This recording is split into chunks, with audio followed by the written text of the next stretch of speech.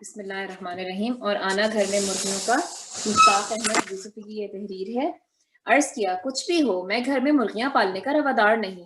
میرا راسخ عقیدہ ہے کہ ان کا صحیح مقام پیٹ اور پلیٹ ہے، اور شاید راسخ عقیدہ کا مطلب پختہ عقیدہ، پکا ارادہ۔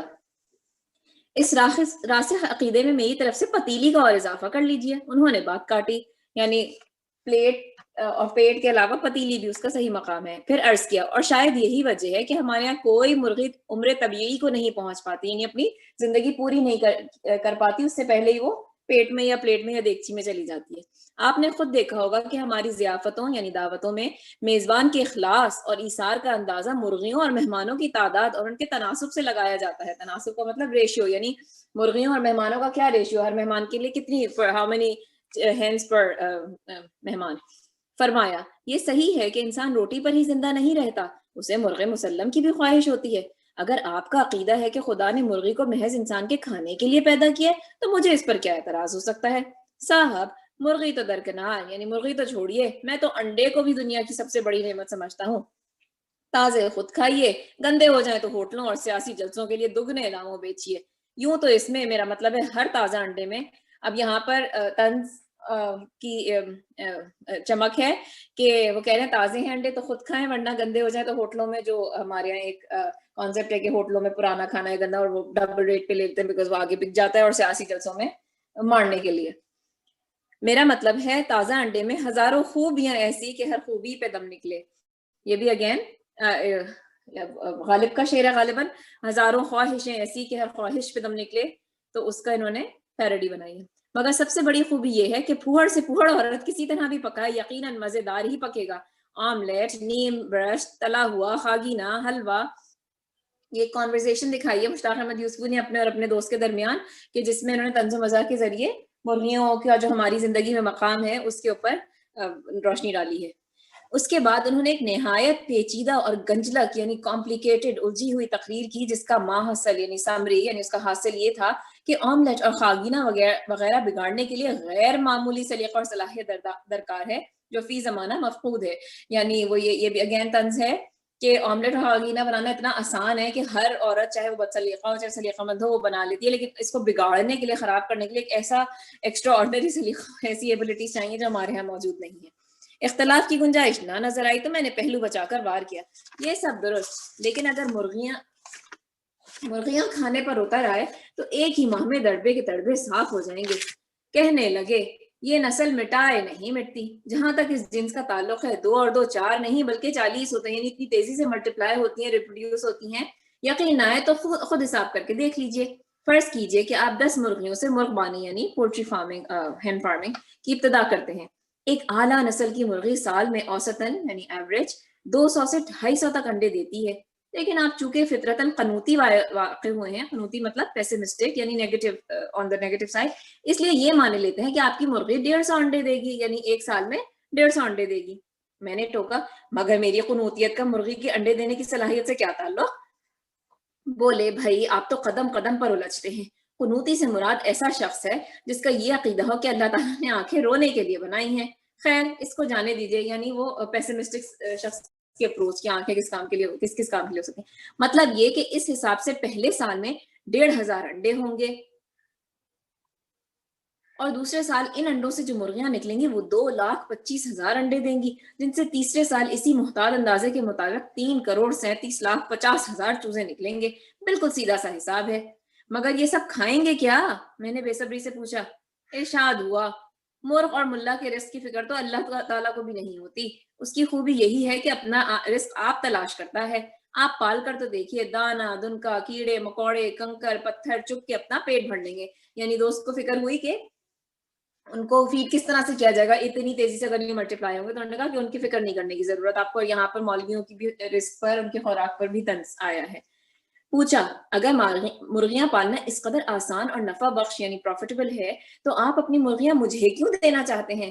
اصل میں یہ پوری کانورزیشن سٹارٹ اس طرح ہوتی ہے کہ مشتاق احمد یوسفی صاحب کے گھر میں مرغیاں پل گئی ہیں اور وہ کسی طرح سے ان سے جان چھڑانا چاہتے ہیں، تو وہ اپنے دوست کو وہ دینا چاہ رہے ہیں۔ تو یہ کانورزیشن اس طرح سٹارٹ ہوئی مرغیوں سے۔ تو انہوں نے پوچھا کہ پھر آپ مجھے کیوں دے رہے ہیں اگر اتنا آسان ہے، ان کی ملٹیپلیکیشن، ان کو پالنا، ان کو فیڈ ان کی اتنی آسانی سے ہو جاتی ہے۔ فرمایا یہ آپ نے پہلے ہی کیوں نہ پوچھ لیا، نہ حق رد و قدا کی، یعنی اتنی بحث مباحثہ کیا۔ آپ جانتے ہیں کہ میرا مکان پہلے ہی کس قدر مختصر ہے، آدھے میں ہم رہتے ہیں اور آدھے میں مرغیاں۔ اب مشکل یہ آ پڑی ہے کہ کل کچھ سسرالی عزیز چھٹیاں گزارنے آ رہے ہیں، اس لیے اور دوسرے دن ان کے نصف مکان میں سسرالی عزیز اور ہمارے گھر میں مرغیاں آ گئیں، یعنی مرغیاں جو ہیں مشتاق احمد یوسفی نے مشتاق احمد یوسفی کے دوست کے پاس تھی جو انہوں نے ان کو دے دی، مشتاق احمد یوسفی کو۔ اب اس کو میری سادہ لوحی کہیے یا خلوص نیت کہ شروع میں میرا خیال تھا کہ انسان محبت کا بھوکا ہے اور جانور اس واسطے پالتا ہے کہ اپنے مالک کو پہچانے اور اس کا حکم بجا لائے، یعنی اپنی محبت کی نیڈ کو پورا کرنے کے لیے انسان جانوروں کو پالتا ہے کہ وہ آپ کو محبت دیں گے، محبت کے ریٹرن میں محبت دیں گے تو وہ آپ کی وہ نیڈ سیٹسفائی ہو جائے گی۔ گھوڑا اپنے سوار کا آسن اور ہاتھی اپنے مہاوت کا آنکس پہچانتا ہے، کتا اپنے مالک کو دیکھتے ہی دم ہلانے لگتا ہے جس سے مالک کو روحانی خوشی ہوتی ہے، سانپ بھی سپیرے سے ہل جاتا ہے، لیکن مرغیاں، میں نے آج تک کوئی ایسی مرغی نہیں دیکھی جو مرغ کے سوا کسی اور کو پہچانے، اور نہ ایسا مرغ نظر سے گزرا جس کو اپنے پرائے کی تمیز ہو۔ مہینوں ان کی داشت اور سنبھال کیجیے، یعنی ان کی دیکھ بھال کیجیے، برسوں ہتھیلیوں پر چگائیے، ہتھیلیوں پہ دانا رکھ رکھ کے ان کو چگوائیے، لیکن کیا مجال کہ آپ سے ذرا بھی مانوس ہو جائیں، یعنی آپ سے اٹیچ ہو جائیں یا پہچاننے لگے۔ میرا مطلب یہ نہیں کہ میں یہ امید لگائے بیٹھا تھا کہ میرے دہلیز پر قدم رکھتے ہی مرغ سرکس کے طوطے کی مانند توپ چلا کر سلامی دیں گے یا چوزے میرے پاؤں میں وفادار کتے کی طرح لوٹیں گے، یعنی وہ یہ نہیں کہہ رہے دہلیز مطلب تھریشولڈ آف دا ہاؤس، یعنی انٹرنس آف دا ہاؤس، کہ میں جیسے ہی گھر پہنچوں تو وہ اس طرح سے آگے میرا استقبال کریں۔ اور مرغیاں اپنے اپنے انڈے سپردم بتو مائے خویش راہ، یعنی میرا سرمایہ ہے تمہارے نام، یہ فارسی کا مقولہ ہے کہ میرا سب کچھ، میرے ایسٹس آپ کے نام ہوئے، کہتی ہوئی مجھے سونپ کر، یعنی مجھے انڈے سونپ کر، بیکاز مرغیوں کے لیے ان کے انڈے بہت امپورٹنٹ ہوتے ہیں، وہ کسی کو قریب نہیں آ دیتی، الٹے قدموں واپس چلی جائیں گی، یعنی وہ مرغیاں مجھے دیکھتی اپنا سب کچھ میرے پر وار دیں گی۔ I was not expecting all this۔ تاہم پالتو جانور سے خواہ وہ شرعاً حلال ہی کیوں نہ ہو، یعنی آپ اس کو کھا ہی کیوں نہ سکتے ہو، یہ توقع نہیں کی جاتی کہ وہ ہر چمکتی ہوئی چیز کو چھری سمجھ کر بدکنے لگیں گے، یعنی وہ اگر حلال ہے اور ان کو انسان ذبح کر کے کھاتا ہے تو یہ تھوڑی ہے کہ جو چیز چمکی اس کو دیکھ کے وہ چھری سمجھیں اور گھبرا کے پیچھے ہٹ جائیں۔ اور مہینوں کی پرورش اور پرداخت کے باوجود محض اپنے جبلی تعصب کی بنا پر ہر مسلمان کو اپنے خون کا پیار سے تصور کرے، یعنی ہر انسان کو دیکھ کے سمجھے کہ یہ مجھے ذبح کر کے کھانے آئے، ہر مسلمانوں کے لیے چونکہ وہ حلال ہے تو وہ آ کے مجھے جو ہے مار کے مجھے کھا جائیں گے، یعنی وہ طنز ہے کہ ہم کتنا ان کو کھاتے ہیں۔ انہیں مانوس کرنے کے خیال سے بچوں نے ہر ایک مرغ کا علیحدہ نام رکھ چھوڑا تھا، اکثر کے نام سابق لیڈروں اور خاندان کے بزرگوں پر رکھے گئے، گو ان بزرگوں نے کبھی اس پر اعتراض نہیں کیا، مگر ہمارے دوست مرزا عبد الودود بیگ کا کہنا تھا کہ بیچارے مرغوں کے ساتھ بڑھی جاتی ہے، یہ اگین طنز ہے کہ مرغ برا مانیں گے کہ ایسے ایسے لیڈروں کا اور ان کے بزرگوں کے نام ان پر رکھ دیا۔ لیکن ان ناموں کے باوسط، یعنی اس کے باوجود مجھے ایک ہی نسل کے مرغوں میں آج تک کوئی ایسی خصوصیت نظر نہ آئی جو ایک مرغ کو دوسرے سے ممیز کر سکے، یعنی تمیز کر سکے، ڈیفرینشیٹ کر سکے۔ سچ تو یہ ہے کہ مجھے سب مرغ نوزائیدہ بچے اور صرف ایک جیسی شکل کے نظر آتے ہیں، نوزائیدہ بچے، نیو بورن بیبیز، یعنی وہ یہ کہہ رہے ہیں کہ مرغوں میں مجھے ڈفرینس نہیں پتہ چلتا بالکل، جیسے سکھ اور نیو بورن بیبیز مجھے ایک جیسے لگتے ہیں، اور انہیں دیکھ کر اپنی بینائی، اپنی آئی سائٹ اور حافظے یعنی میموری پر شبہ ہونے لگتا ہے، شک ہونے لگتا ہے کہ ہمیں کچھ نہ یاد رہتی ہے، شکل کسی کی، ہماری آئی سائٹ کمزور ہے، میموری کمزور ہے۔ ممکن ہے کہ ان کی شناخت و تشخص کے لیے یعنی آئیڈینٹی کے لیے خاص مہارت و ملکہ درکار ہو، یعنی ایکسپرٹیز درکار ہو، اس کے خود میں تاب نہ پا کر انسان اپنے حواس خمسہ سے مایوس ہو جاتا ہو۔ اب وہ اگین مزاح ہے کہ ہو سکتا ہے نوزائیدہ بچوں یا مرغوں کی اور سکھوں کو آئیڈینٹیفائی کرنے کے لیے، ڈیفرینشیٹ کرنے کے لیے ایسی خاص ایکسپرٹیز چاہیے جو میرے اندر نہیں ہے، اور میں بلا وجہ اپنے سینسز کو کوسنے لگتا ہوں کہ میری آنکھیں خراب ہے تو میری میموری خراب ہے۔ ایک عام خوش فہمی جس میں تعلیم یافتہ اصحاب بالعموم یعنی عام طور پر اور اردو شعراء بالخصوص یعنی اسپیشلی خاص طور پر عرصے سے مبتلا ہیں، یہ ہے کہ مرغ اور ملا صرف صبح اذان دیتے ہیں۔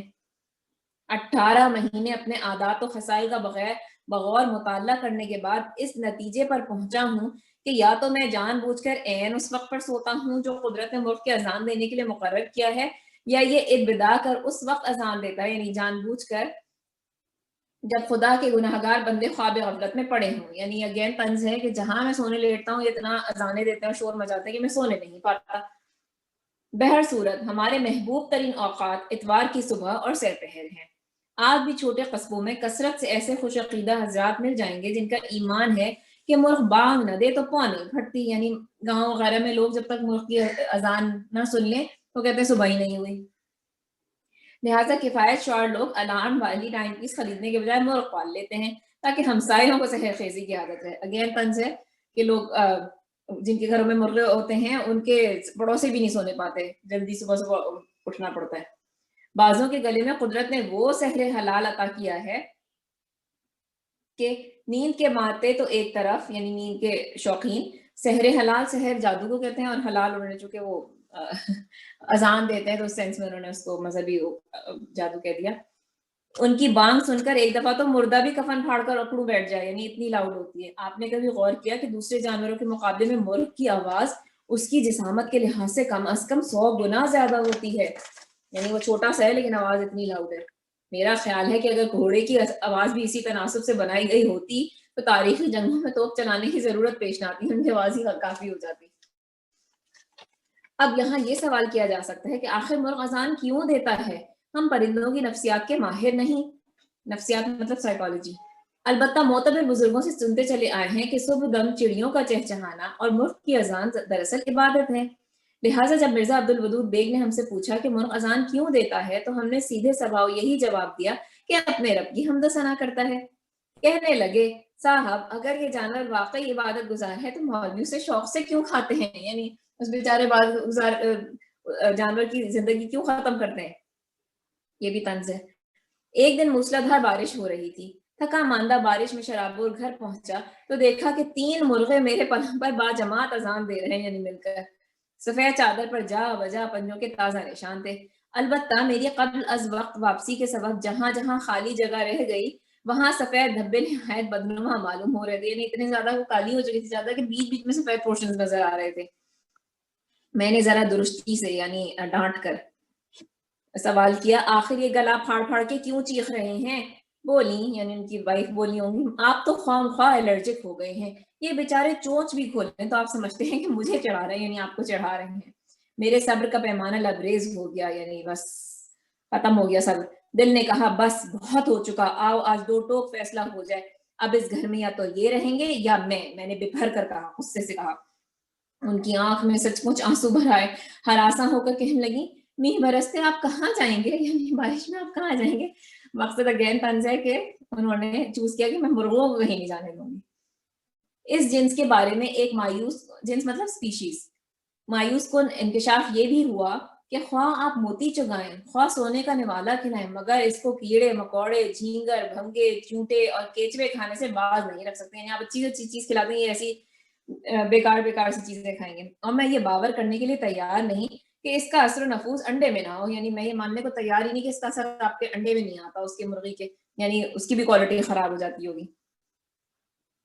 پھر موپسا کے ایک افسانے کا ہیرو اگر یہ دعویٰ کرے کہ وہ زردی کی بو سے یہ بتا سکتا ہے کہ مرغی نے کیا کھایا تھا تو چمبے کی بات نہیں، یعنی کوئی حیرانی نہیں ہے کہ آتھر اگر یہ ڈکلیئر کر رہا ہے کہ اس کی انڈے کی بو سے بتا سکتا ہوں مرغی کیا کھا رہی تھی۔ خود ہمارے ہاں ایسے لائق قیافہ شناس دال روٹی پر جی رہے ہیں جو ذرا سی بوٹی چک کے نہ صرف بکری کے چارے بلکہ چال چلن کا بھی مفصل حال بتا سکتے ہیں۔ آپ نے سنا ہوگا کہ کھلی اور بھوسے کی خاصیت اور چوپایوں کی خصلت کے پیش نظر بعض نفاست پسند والیان ریاست اس بات کا بڑا خیال رکھتے تھے کہ جن بھینسوں کے دودھ کی بالائی ان کے دسترخوان پر آئے ان کو صبح شام بادام اور پستے کھلائے جائیں تاکہ اس کا اصل ذائقہ اور مہک بدل جائے، یعنی جو لوگ بہت ہی پسند شوقین ہوتے ہیں کھانے پینے کے وہ اپنی بھینسوں کو اچھا کھانا کھلاتے تھے، ہائی کوالٹی نٹس، تاکہ ان کا دودھ بہت ہائی کوالٹی کا اور ان کی ملائی اور کریم وغیرہ بہت اچھی ہو۔ اس سے ظاہر ہوتا ہے کہ اس زمانے میں عمدہ دودھ کی خوبی یہ تھی کہ اسے پی کر کوئی یہ نہ کہہ سکے کہ یہ دودھ ہے۔ ایک اور سنگین غلط فہمی جس میں خواص و عام، خواص اور عام اگین عام لوگ اور خاص لوگ یعنی سب لوگ اور مبتلا ہیں، اور جس کا ازالہ یعنی اس کو کمپنسیٹ کرنا میں رفاہ عام کے لیے یعنی بہتری کے لیے، عام پبلک کی ویلفیئر کے لیے نہایت ضروری خیال کرتا ہوں، یعنی ایک ایسی غلط فہمی جس کو میں رفع کرنا ضروری سمجھتا ہوں یہ ہے کہ مرغیاں دڑبے اور ٹاپے میں رہتی ہیں، یعنی اپنے کیج میں۔ میرے 1.5 سال کے مختصر مگر بھرپور تجربے کا نچوڑ یہ ہے کہ مرغیاں دڑبے کی سوا ہر جگہ نظر آتی ہیں، اور جہاں نظر نہ آئے وہاں اپنے ورود و نزول کا ناقابل تردید ثبوت چھوڑ جاتی ہیں۔ ورود اور نزول مطلب بیسیکلی یہ ان کے اوپر طنز ہے کہ وہ ہر جگہ ایکسپریشن کرتی بھی جاتی ہیں تو وہ ناقابل برداشت، ناقابل تردید، یعنی اس کو مٹایا بھی نہیں جا سکتا.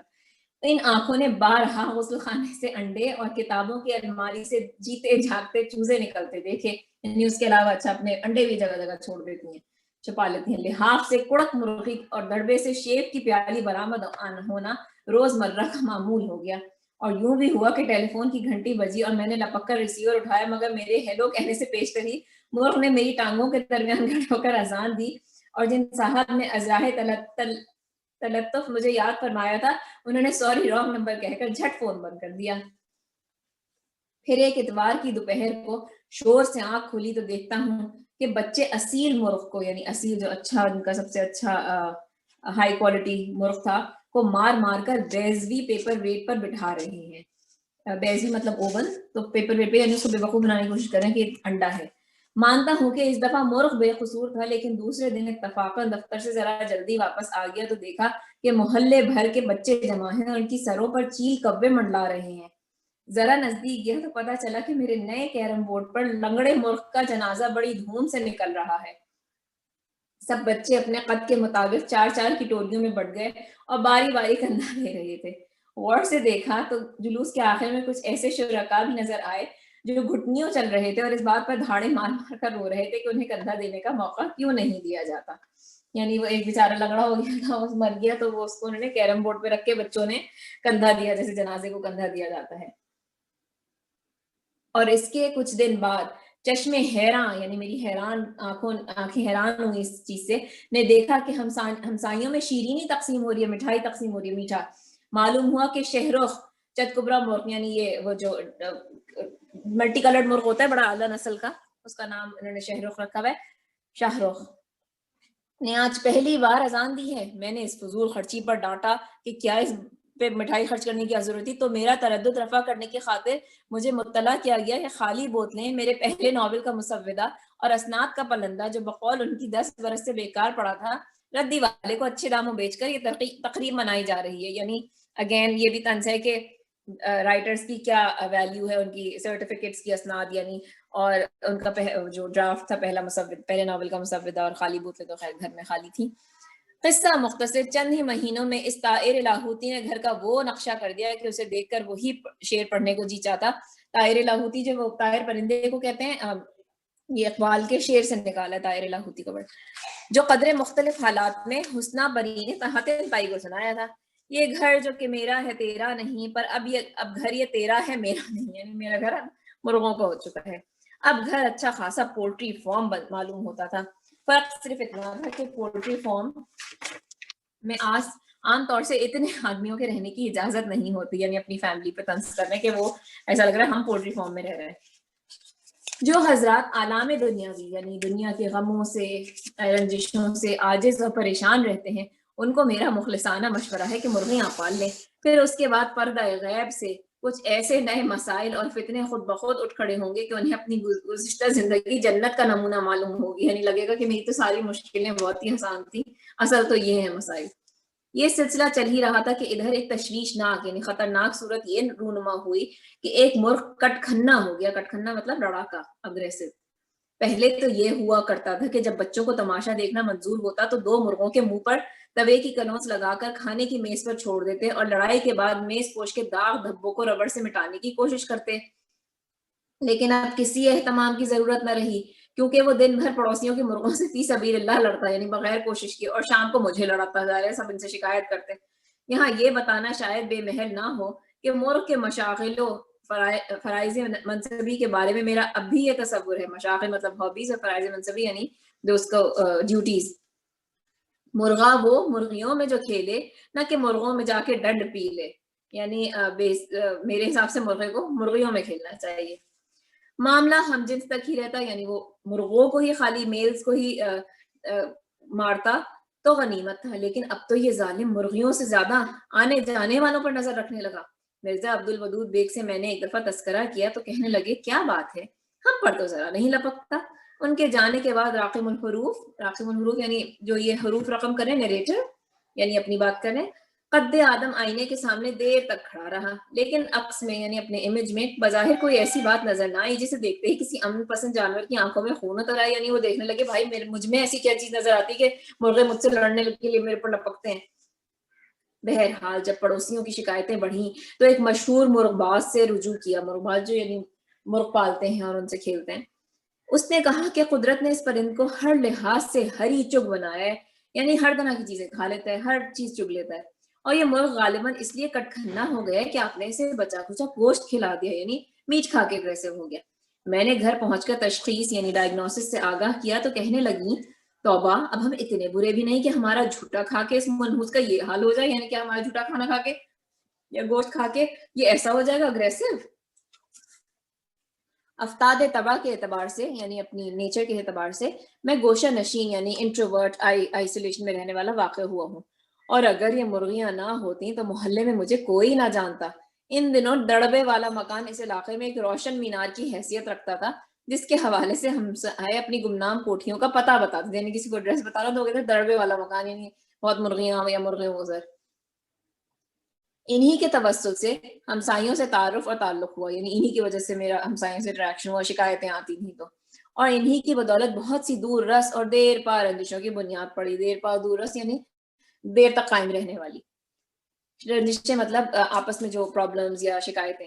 شمون صاحب سے اس لیے دعوت ہوئی کہ میری مرغی ان کی گلاب کی پود کھا گئی، گلاب کی فصل کھا گئی، اور ہارون صاحب سے اس واسطے بگاڑ ہوا کہ ان کا کتا اس مرغی کو کھا گیا۔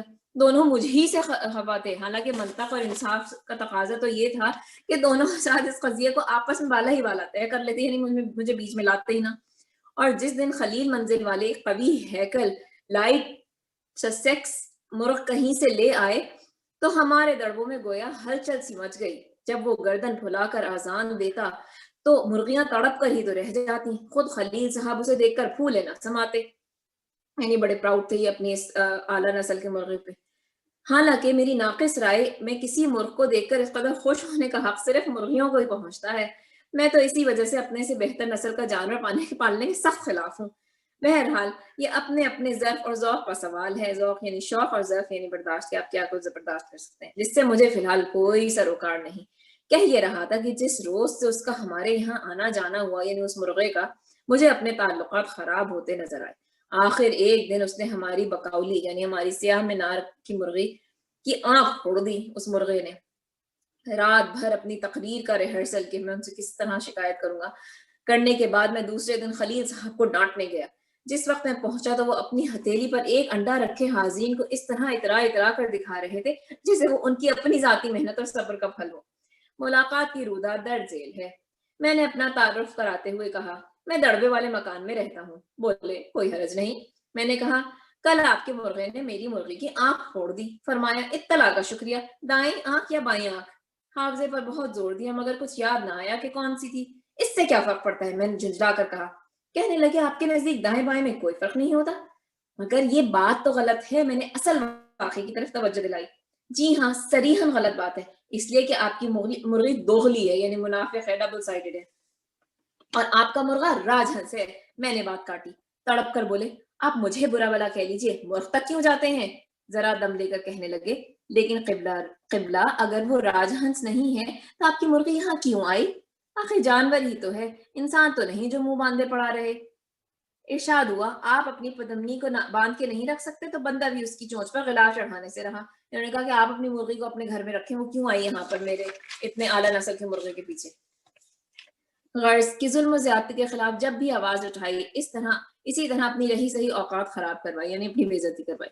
اگرچہ بارہا رانی کھیت کی وبا آئی، یعنی یہ جو وہ ایک برڈ فلو وائرس ٹائپ چیز جو، اور آن کی آن میں دڑبے کے دڑبے صاف کر گئی، لیکن اللہ کی رحمت سے ہماری مرغیاں ہر دفعہ محفوظ رہیں، مگر آئے دن کی رقابتیں اور رنجشیں رانی کھیت سے زیادہ جان لیوا ثابت ہوئیں، یعنی یہ جو شکایتیں ہوئیں، لڑائیاں ہوئیں، وہ زیادہ ہی فیٹل ثابت ہوئیں، اور قضیہ رفتہ رفتہ یوں طے ہوا کہ کچھ مرغیاں تو پڑوسیوں کے کتے کھا گئے اور جو ان سے بچ رہی ان کو پڑوسی خود کھا گئے۔